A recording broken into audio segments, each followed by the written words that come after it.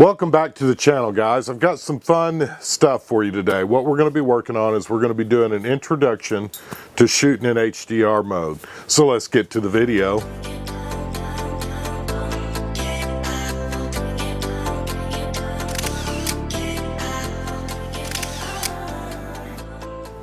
Again, guys, if you're new to the channel, I'd like to introduce myself. My name is Dale, and I'll be your host here on Dale Frazier Photography. We're going to start out, I'm going to show you the back of a different camera, not the Rebel XT, simply because it's easier to see in the video. But most of your cameras have a function on there for shooting in HDR. Many years ago, when I was introduced to HDR, there was a couple of different apps out there, and you ended up with some really unique, brilliant colors and that type of stuff. We're not going to be doing that type of HDR. What we're going to be doing is we're going to be trying to, using our Rebel XT, get us a file that's going to be bigger so that we can print a bigger print with, simply by using HDR. We're going to be combining 3 images together. Now, in the very beginning of this, when I'm showing you how you can set up the HDR on some of the cameras, a lot of the cameras, and even the Rebel XT, what that HDR is going to be doing is it's going to be adjusting your shutter speed either 1 or 2 stops, depending on what you set it on. A lot of times when guys are outside, they'll set it for 2 f-stops, and then indoors they'll do it for 1 f-stop. I've found that 1, for the most part, really works for me all the way around, whether I'm outside or inside. So we're going to be using our ISO. And here's one of the benefits for using your ISO as the differentiating factor when you're talking about shooting in HDR. When you use your ISO, we're going to set up the camera initially using ISO 200, and that's going to be our baseline. And then for our underexposure, we're going to use ISO 100. We're going to shoot one at 200, and then overexposed to be 400. So we'll have 3 images. We're going to have 3 images that we're going to take into Adobe Camera Raw, merge them together, and then we can do some edits and tweaks inside Camera Raw, just like you could if you use Lightroom. We're going to be using Adobe Bridge to open up the files, and using Adobe Camera Raw to do the edit next week.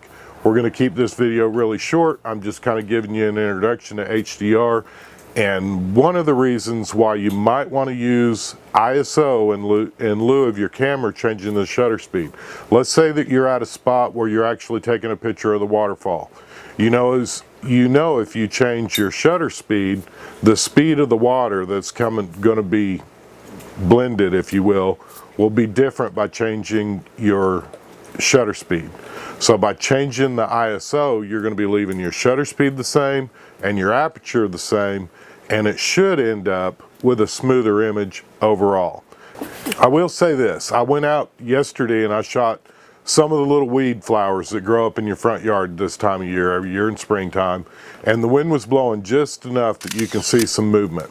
I'm going to show you what that movement will look like right now. I'm going to show you a picture of a bee, and you can kind of look around the edge of the flower and you can see that the flower shifted when the bee moved. And then the shots that I took yesterday when the wind was blowing, you can see around the edge of a couple of flowers where it just didn't mesh up good. This shouldn't be a problem with a waterfall. And again, if you've got trees, let's say you're taking this scenic waterfall and you've got some trees that are blowing with the wind, we're going to work on Photoshop, which will be the third part of this, and we're going to try to clean that up and show you how you can clean that up in Photoshop. But again, this is a real simple process. Our main goal for shooting in HDR is we want 3 variations of the same image so that we can increase our dynamic range, and it will also help increase our resolution some as well, because we're combining all those images together using Adobe Camera Raw, which is non-destructive. We're shooting in RAW format, so it's going to make it a larger image overall, which means you could build a larger print. Again, guys, I hope none of this is too confusing. If you need a refresher on shooting in manual mode, we have done all those playlists, and they're there for your convenience to help you if you're struggling with equivalent exposure or whatever else. But essentially, we've done all the fundamentals already, so we can get into the more fun stuff. And this one is one of the things that I think is really fun. Enough of my rambling, guys. I'm going to show you a handful of pictures here. I hope you all have a blessed week. If you'd like to learn more about using Adobe Camera Raw, be sure to subscribe and check out next week's video. But until next week, check out one of our playlists. We've been uploading some shorts. They're actually gaining some popularity. And again, we appreciate your likes, comments, and subscribes. I hope you have a blessed week. And let's go shoot some stuff.